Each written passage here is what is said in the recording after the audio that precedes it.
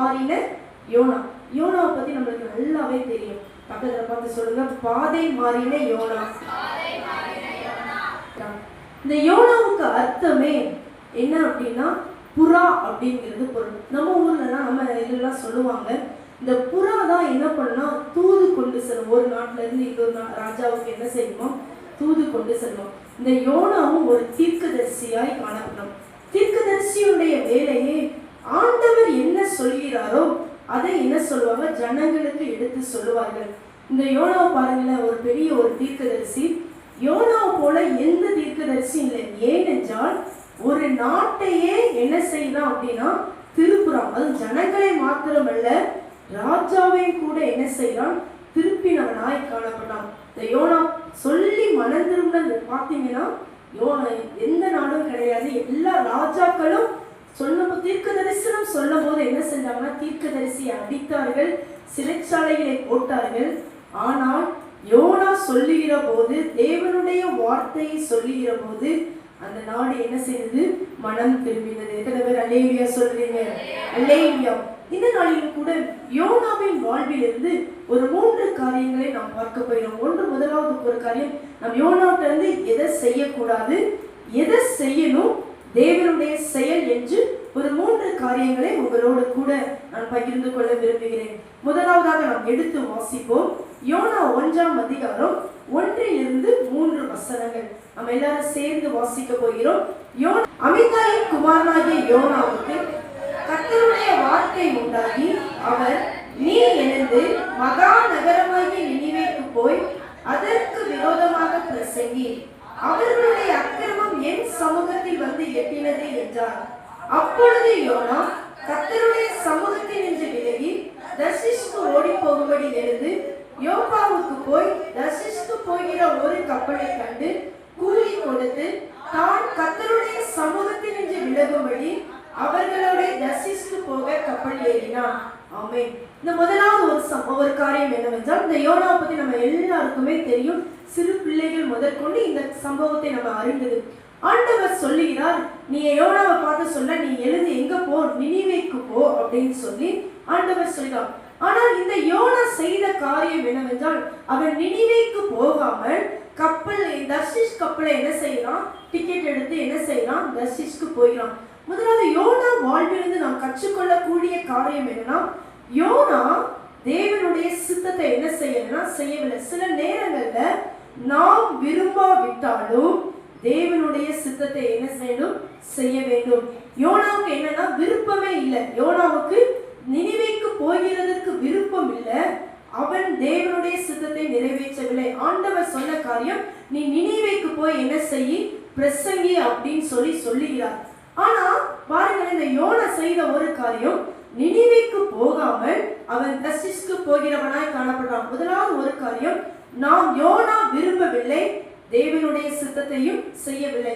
இவனுடைய வாழ்விலிருந்து நாம் கற்றுக்கொள்ளக்கூடிய காரியம், நாம் விரும்பாவிட்டாலும் நாம் தேவனுடைய சித்தத்தை செய்ய வேண்டும். அல்லேலூயா. எத்தனை பேர் சொல்றீங்க? பக்கத்துல பார்த்து சொல்லுங்க, நாம் விரும்பாவிட்டாலும் நாம் தேவனுடைய சித்தத்தை செய்ய வேண்டும்.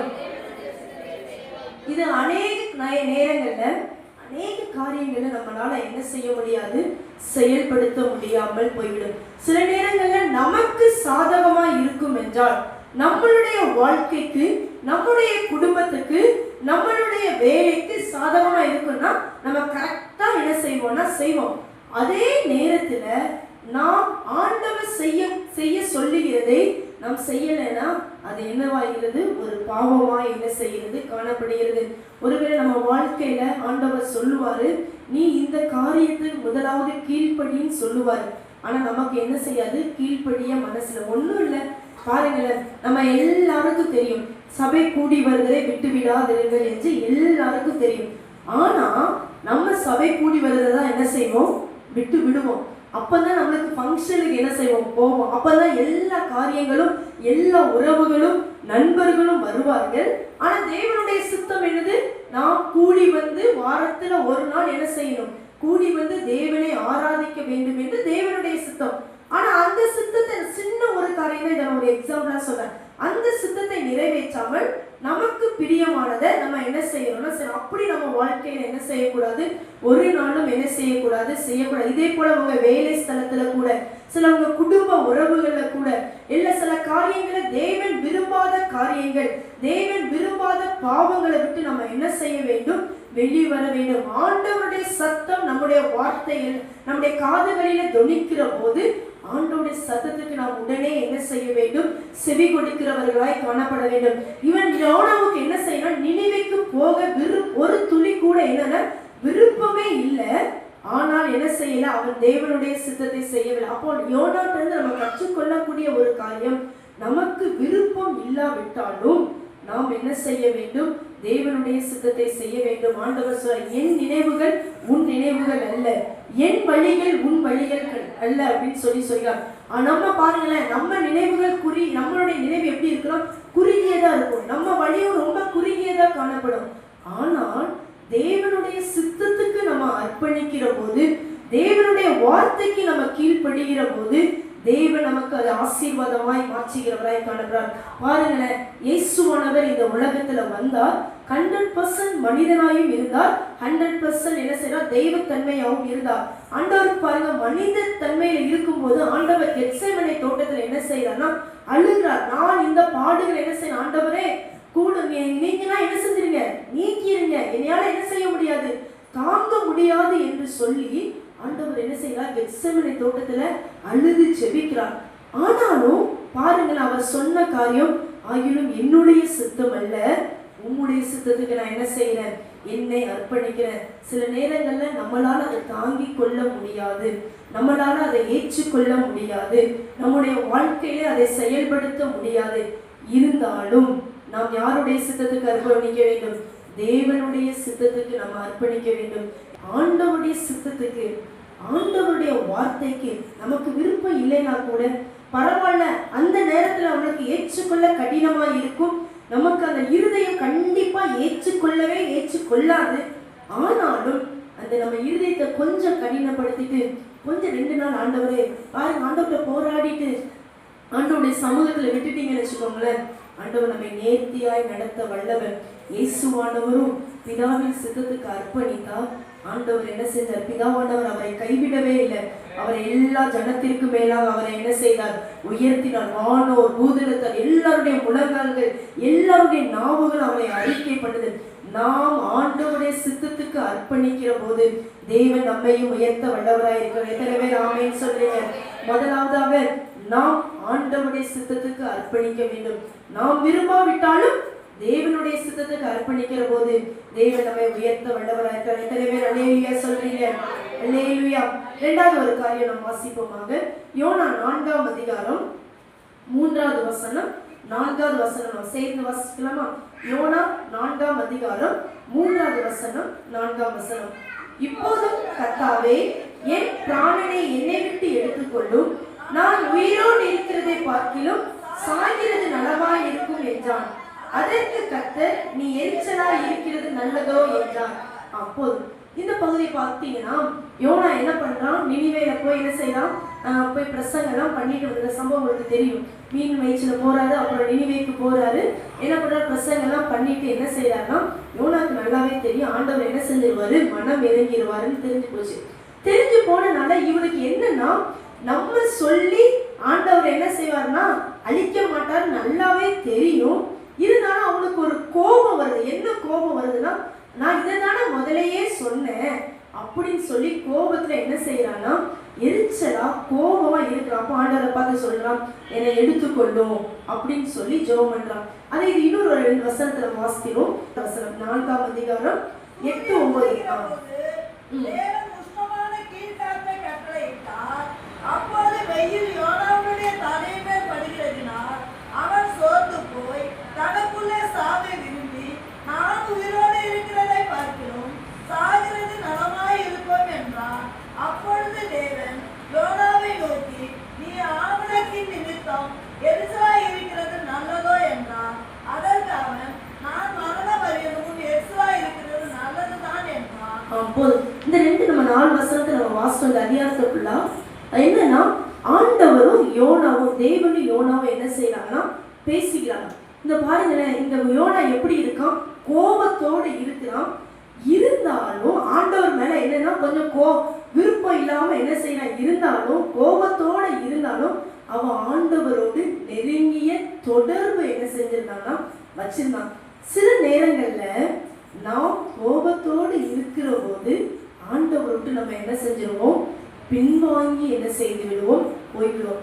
ஆனா இந்த யோனா ஆண்டவர்கிட்ட கொஞ்சம் கோபமா இருந்தாலும் ஆனா ஆண்டவர்கிட்ட என்ன செய்யறான், பேசுறான். ஆண்டவரே கேட்கிற, நீ எரிச்சலா இருக்கிறப்பா, எரிச்சலா இருக்கிற, ஏன் கோபப்படுற, நான் ஆண்டவரே கேட்கணும். ஆனாலும் அவன் ஆண்டவர்கிட்ட என்ன செய்யறான், பேசுறான். அப்போ நம்ம இதுல இருந்து என்ன கற்றுக்கொள்ள போயிடணும், நம்ம வாழ்க்கையில சில நேரங்கள்ல நம்ம விரும்பாத காரியங்கள் நடந்தாலும், சில நேரங்கள் கோபத்தோடு நம்ம இருந்தாலும் ஆண்டவரோடு நாம் நெருங்கிய தொடர்பு என்ன செய்ய வேண்டும், வைத்திருக்க வேண்டும். ஆண்டவரோடு நெருங்கிய தொடர்பு இருக்கிற போதுதான் நாம் என்ன செய்ய முடியுமோ அந்த பிரச்சனையிலிருந்து நம்ம என்ன செய்ய முடியும், வெளிவர முடியும். பாருங்களேன், சின்ன பிள்ளைங்க குழந்தைங்கலாம் பாருங்க, நல்லா அம்மாட்ட சண்டை போடுவாங்க. கவனிச்சிங்கன்னா, நல்ல ஒரு காரியம் செய்யலைன்னா நான் உன்கிட்ட என்ன செய்ய மாட்டேன், பேச மாட்டேன், நான் இனி உன்கிட்ட பேசவே மாட்டேன், நான் உங்களை கோபமா இருக்கிறேன்ட்டு பேச என்ன செஞ்சிருவாங்க, மூஞ்ச திருப்பிட்டு போயிடுவாங்க. ஆனா கொஞ்ச நேரத்துல பாருங்க, அம்மான்னு என்ன செய்வாங்கன்னா இருப்பாங்க. சில நேரங்கள்ல ஆண்டவர் நமக்கு என்ன செய்யறோம்னா, ஆண்டோடைய காரியங்கள் நமக்கு பிடிக்காம இருக்கும்போது நம்ம என்ன செய்யக்கூடாது, பேச திருப்பிட்டு போயிடக்கூடாது. ஆண்டவரோட என்ன செய்யணும், நெருங்கிய தொடர்பு என்ன செய்யணும், வைத்துக்கணும். ஆண்டவரை சொல்லலாம், ஓப்பனா சொல்லலாம், ஆண்டவரே எனக்கு இந்த காரியம் இப்படி இருக்குது, எனக்கு இதுல ஒருவேளை உங்களுக்கு கோபமே இருந்தாலும் ஆண்டவரை சொல்லுங்க, ஆண்டவரே எனக்கு இந்த காரியத்துல கோபமா இருக்குது, ஆண்டவரே என் கோபத்தை போக்குங்க, எனக்கு இந்த காரியத்துல வழி செய்யுங்க, எனக்கு ஒரு உதவி செய்யுங்க அப்படின்னு சொல்லி ஆண்டவரோடு நம்ம என்ன செய்யணும், பேசுகிறவர்களாய் காணப்பட வேண்டும். ஒரு நாளும் ஆண்டவர் நமக்கு செய்யவில்லை என்று சொல்லி ஆண்டவர் விட்டு நம்ம என்ன செய்யக்கூடாது, பிரிந்து போய்விடவே கூடாது. நம்ம எப்பொழுதுமே இந்த யோனா கோபமா இருந்தாலும் ஆண்டவர்கிட்ட என்ன செய்யணும், ஆண்டவர்கிட்ட பேசிட்டே இருக்கிறோம். ஆண்டவரே அப்படின்னு சொல்லி என்னை எடுத்துக்கொள்ளும், பாருங்க என் உயிரை கூட என்ன செஞ்சிருங்க, எடுத்துக்கொள்ளும் அப்படின்னு கூட செய்யலாம். ஆண்டவர் அதுக்கு கூட பதில் என்ன செய்யறாருன்னா கொடுத்துட்டே இருக்கிற. அப்ப நீங்க ஆண்டவர்கிட்ட பேசுனீங்கன்னா ஆண்டவர் உங்களுக்கு என்ன செய்வார்னா, நீங்க கோபமா இருந்தாலும் அவர் என்ன செய்வார்னா பேசுகிற தேவனாய் காணப்படுறார். அவர்களுடைய உள்ளம் எப்படின்னா தாய் தகப்பன் போல உள்ளம். அவர் என்ன செய்யணும், ஒருவரை என்ன செய்ய மாட்டாரு, புறம்பே தள்ளவே மாட்டார். அப்போ நம்ம நினைக்க ஒரே ஒரு காரியம், ஒரு நாளும் ஆண்டவரை விட்டு என்ன செய்யக்கூடாது, பின்வாங்கி விடக்கூடாது. ஆண்டவரோடு நம்ம என்ன செய்யணும், பேசுகிறவர்களாய் காணப்படணும். முதலாவது ஒரு காரியம், யோனாவுடைய வாழ்வில் நாம் படித்த காரியம், நாம் விரும்பாவிட்டாலும் தேவனுடைய சித்தத்தை என்ன செய்ய வேண்டும், செய்ய வேண்டும். யோனா கோபமா இருந்தாலும் ஆண்டவரோடு நெருங்கிய தொடர்பு என்ன செய்தான், வைத்திருந்தான்.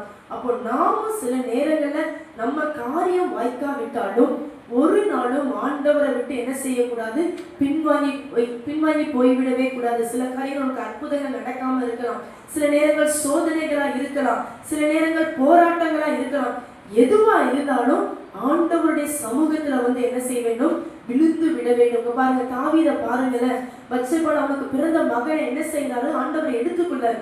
ஆனா அவன் என்ன பண்றான், அதுக்கப்புறம் என்ன செய்யறான், குளிச்சுட்டு நேரம் எங்க போறான், ஆலயத்துல போய் என்ன செய்யறான், விழுந்து கிடக்குற ஆண்டவருடைய சமூகத்துல என்ன செய்யறான், துதிப்பாடலோட ஆலயத்துக்கு போறான். அதுதான் ஆண்டவர் நம்ம கிட்ட எதிர்பார்க்கிற ஒரு காரியம். சில நேரங்கள் உங்களுக்கு கோபமா இருந்தாலும் ஆண்டவருடைய சமூகத்துல என்ன செஞ்சிருங்க, விழுந்துருங்க. ஆண்டவர் உங்களை தூக்கி எடுக்க வல்லவராய் இருக்கிறார். எத்தனை பேர் விசுவாசிக்கிறீங்க? தேவ சமூகத்தை விட்டு ஒரு நாள் நம்ம என்ன செய்யக்கூடாது, பின்வாங்கி விடவே கூடாது. மூன்றாவது ஒரு காரியம் நாம் எடுத்து வாசிப்போமாக. யோனா 4ஆம் அதிகாரம் 2ஆம் வசனம் 11வது வசனம் வாசிப்போமாக. வாசிப்போம். நான் இதை சொல்லவில்லையா, இது நிமித்தமே நான் உன்னை தட்சிக்கு ஓடிப்போனேன். நீ இறக்கமும் மனவுருக்கமும் மீடிய சாந்தமும் விடுத கிருமை உள்ளவரும் நீ தீர்வுக்கும் மனசாகப்படுகிறோமான தேவனை விசாரிக்கிறேன். வலது வைக்கும் இடது வைக்கும் வித்தியாசம் அறியாத 120,000 பேருக்கு அதிகமான மனுஷரும் அநேக மிருக ஜீவன்களும் இருக்கிற மகா நகரமாகிய நினிவேக்காக நாம் பரிதவியாக இருப்பேனோ என்றான். மூன்றாவது ஒரு காரியம், என்ன காரியம்னா, ஆண்டவன் இரக்கம் உள்ளவராய் இருக்கிறார். தேவன் நமக்காக அவர் பரிதபிக்கிறவராய் இருக்கிறார். கரங்களை உயர்த்தி அல்லேலூயா சொல்லலாமா? அல்லேலூயா. பக்கத்துல பார்த்து சொல்லுங்க, நீங்க ஆண்டவரிடத்துல திரும்பும்போது தேவன் நமக்காக இரக்கம் உள்ளவராய் இருக்கிறார். உண்மையிலே நம்ம ஆண்டவரிடத்துல திரும்பும் போது தேவன் நமக்காக என்ன செய்வார்னா இறங்கி வருகிறவராய் இருக்காங்க. பாருங்களேன், யோனாவுடைய வாழ்க்கையிலும் நினிவே பட்டணத்தாரும் தேவனிடத்துல என்ன செய்தார்கள்னா திரும்பினார்கள். இந்த யோனாவை கடலில தூக்கி போட்டார்கள். ஆனா ஆண்டவர் இரக்கமுள்ள தேவன் யோனாவை கடல்ல போடுவாங்கன்னு தெரிஞ்சிருந்த மீனை என்ன செஞ்சு விட்டார்? ஆயத்தப்படுத்தி வைத்திருந்தார். யோனாவை கடல்ல தூக்கி போடவும் என்ன செய்ய விழுங்குகிறதற்கு மீனை ஆயத்தப்படுத்தி இருந்தார். அதே பாருங்க, நினிவே மக்கள் ரெட்டுடுத்தி உபவாசம் இருந்த போதும் தேவன் உடனே என்ன செஞ்சுட்டா? தேவனுடைய கோபம் எல்லாம் தணிஞ்சு ஆண்டவர் சொல்லிட்டான், வலது கைக்கும் இடது கைக்கும் வித்தியாசம் தெரியாத ஜனங்க. நம்ம பார்த்து எப்படி சொல்றாங்க, நம்மளுக்கு ரெண்டு கைக்கு என்ன செய்யலையாம்? வித்தியாசம் தெரியலையாம். நான் என்ன செய்யறேன்? பரிதபிக்க மாட்டேனோ என்று சொல்ல. அப்போ நாம் தேவனிடத்துல திரும்புகிற போது தேவன் நமக்கு இரக்கத்தை கட்டளையிட வல்லவராய் இருக்கிறார். அது எப்படிப்பட்ட நீங்க தவறுகள் செய்திருக்கலாம், எப்படிப்பட்ட பாவங்கள் இருக்கலாம், எப்படிப்பட்ட மன கடினங்கள் இருக்கலாம், ஆண்டவருடைய சமூகத்துல வருகிற போது தேவன் நமக்கு என்ன செய்கிறார்? இரக்கத்தை கட்டளையிட வல்லவராய். அவர் இரக்கமும் மன உருக்கமும் நீடிய சாந்தமும் உள்ள தேவனாய் என்ன செய்கிறார்? காணப்படுகிறவராய் இருக்கிறார். அப்ப ஆண்டவர் நம்ம ஒரு நாளும் சில நேரங்களில் கண்டிச்சாலும் அடித்தாலும் அவருடைய கை என்ன செய்கிறதுனா அணைக்கிறதாய் காணப்படுகிறது. அவர் காயம் கட்டுகிற நல்ல சமாரியனாய் காணப்படுகிறார். நான் இமைப்பொழுதும் கைவிட்டேன், ஆனால் மிகுந்த உருக்கமான இரக்கங்களால் உன்னை சேர்த்து கொண்டேன் என்று என்ன செய்கிறார்? சொல்கிறார். அப்ப பாருங்களேன், ஆண்டவருடைய கரத்துல வரும்போது ஆண்டவர் நம்மளை என்ன செஞ்சிருவார்னா அணைத்து கொள்ளுகிற தேவனாய் இருக்கிறார். இந்த கெட்ட குமாரன் தவறு பண்ணி எல்லாவற்றையும் இழந்துட்டு தகப்பன் வீட்டுல வரும்போது தகப்பன் அவனுக்கு என்ன கொடுக்கிறார்னா மோதிரத்தை கொடுக்கிறார், வஸ்திரத்தை கொடுக்கிறார், கொளுத்த கன்றையும் என்ன செய்கிறார்? அடித்து என்ன செய்கிறார்? விருந்து வைக்கிறார். அதே போலதான் தேவன் கரத்தில் நம்ம விழுகிற போது தேவன் நமக்கு இரக்கம் செய்கிற தேவனாய் இருக்கிறார். அல்லேலூயா சொல்லலாமா? அல்லேலூயா. இந்த யோனாவுக்கும் ஒரு இரக்கம் கிடைத்தது, நினிவே ஜனங்களுக்கும் ஒரு இரக்கம் கிடைத்தது. நம்முடைய வாழ்க்கையிலையும் நாம் தேவனிடத்துல திரும்பும் போது தேவன் நமக்கு இரக்கம் கொடுக்கிறவராய் காணப்படுகிறார். தாவீது வாழ்க்கையிலையும் பாருங்களேன், தாவீது ஆண்டவர் சொல்லியிருப்பார், நம்ம செல்லக்கூடாது, இஸ்ரவேல் ஜனங்களை தொகையிடக்கூடாதுன்னு சொல்லியிருப்பாரு. ஆனா இந்த தாவீது பாருங்களேன், ஜனங்களை தொகையிட்டுருவோம். ஜனங்களை தொகையிட்டோன்னா ஆண்டவர் ஒரு தீர்க்கதரிசியை அனுப்பி சொல்றாரு, என்ன செய்யறாருன்னா 3 வருஷம் பஞ்சம் வருமா, 3 மாதம் ஒரு சத்துரு பின்தொடருமா, 3 நாள் கர்த்தருடைய தூதன் என்ன செய்யணுமா, தேசத்துல என்ன செய்யணுமா, ஜனங்களை அடிக்க வேண்டுமா என்று தண்டனை என்ன செய்யறாருன்னா கொடுக்கிறார். அவனையே தாவீது ராஜாவை என்ன சொல்றாருன்னா தேர்ந்தெடுக்க வைக்கிறார். பாருங்களேன், ஆண்டவர் பாருங்க, 3 வருஷம் பஞ்சம் வரணுமா, 3 மாதம் ஒரு சத்துரு வரணுமா, இல்லைன்னா 3 நாள் கர்த்தருடைய தூதன் ஜனங்களை அடிக்கணுமான்னு கேட்டோன்னே தாவீது ஒரு சொன்ன காரியம். நம்மளாம் எதை தேர்ந்தெடுப்போம் நீங்க யோசிச்சுக்கோங்க. ஆனா தாவீது சொன்ன ஒரு காரியம் என்னன்னா, நான் கர்த்தருடைய கரத்திலே என்ன செஞ்சிடுறேன்? விழுந்துடுறேன். நான் கர்த்தருடைய கரத்திலே என்ன செஞ்சிடுறேன்? ஒப்பு கொடுத்துடுறேன். அவருடைய கரத்துல இரக்கங்கள் பெரியதாய் இருக்கிறது என்று சொல்றார். அல்லேலூயா. அப்போ நாம் தேவனுடைய கரத்துல விழுகிற போது பாருங்களேன், அந்த 3 நாள் ஆண்டவருக்கு அடிக்கல. என்ன செஞ்சிட்டாரு? அவன் தாவீது அழுது புலம்புனவன என்ன செஞ்சிட்டாங்க? அங்க ஒரு விடுதலை, அந்த சங்கார தூதன் நீட்டின அந்த கோலை என்ன செஞ்சாச்சு? ஸ்டாப் பண்ணியாச்சு. ஆண்டவருடைய கரத்துல நமக்கு இருக்கிற போது, ஆண்டவருடைய கரத்துல இருக்கிற போது நமக்கு இரக்கங்கள் உண்டு, நமக்கு கிருபைகள் உண்டு, நமக்கு மன்னிப்பு உண்டு, நமக்கு ஆசீர்வாதம் உண்டு. இங்க பாருங்க, யோனாவும் தப்பிச்சான், நினிவே ஜனங்களும் தப்பித்தார்கள். நாமும் ஆண்டவருடைய கரத்துல இருக்கும்போது நாம் என்ன செய்வோம்? தப்பி பிழைக்கத்தக்க தேவன் நமக்கு ஒரு கிருபையை பாராட்டுகிறவராய் இருக்கிறார். முதலாவது ஒரு காரியம் நாம் பார்த்தது, நாம் விரும்பாவிட்டாலும் தேவனுடைய சித்தத்தை செய்ய வேண்டும். அது இருதய கடினமாய் காணப்படும், அது போராட்டங்களாய் காணப்படும். அந்த இதை ஏற்றுக்கொள்ளவே முடியாது. நீங்க யோசித்து பாருங்களேன், நீங்க இதை கடந்து அநேக பேர் வந்திருப்பீங்க, அதை கண்டிப்பா ஏற்றுக்கொள்ள முடியாது. இருந்தாலும் தேவனுடைய சித்தத்துக்கு அர்ப்பணிக்கிற போது தேவன் நம்மை உயர்த்த வல்லவராயிருக்கிறார். இரண்டாவது ஒரு காரியம், ஆண்டவரோடு நெருங்கிய தொடர்பு. எதுவாய் இருந்தாலும் ஆண்டவரை விட்டு என்ன செய்யக்கூடாது? பின் வாங்கவே கூடாது. ஆண்டவர் எனக்கு செய்யவில்லை என்று ஒரு நாளும் என்ன செய்யக்கூடாது? சொல்லாதபடிக்கு ஆண்டவரோடு நம்ம என்ன செய்யணும்? நெருங்கிய தொடர்பில் காணப்பட வேண்டும். மூன்றாவது, நாம் தேவனிடத்தில் திரும்புகிற போது அவர் நமக்கு இரக்கத்தை கட்டளையிட வல்லவராய் இருக்கிறார். அவருடைய கரத்துல நம்ம விழுகிற போது அவருடைய இரக்கங்கள் பெரியதாய் காணப்படுகிறது. அந்த இரக்கம் நம்மை அழிவிலிருந்து மீட்டுக் கொள்ளும், நம்மை ரட்சிக்கிறதாய் காணப்படுகிறது. எந்த குழியிலே விழுந்தாலும் அவருடைய இரக்கம் இருக்கிற போது அது என்ன செய்யணும்? அந்த குழியிலிருந்து அவர் தூக்கிவிட வல்லவராய் இருக்கிறார். எத்தனை பேர் சொல்ல முடியும்? ஆண்டவர் கரத்துல பாதை மாறின யோனாவுக்கு தேவன் அற்புதமாய் நடத்தினார். நினிவே ஜனங்கள் அக்கிரமம் இருந்தாலும் ஆண்டவருடைய கரத்திலே ரட்சிப்பு இருந்தது. அப்ப நாமும் தேவனுடைய இரக்கத்தை நாடுகிற போது தேவன் நம்மையும் உயர்த்த வல்லவராய் இருக்கிறார். அப்படின்னு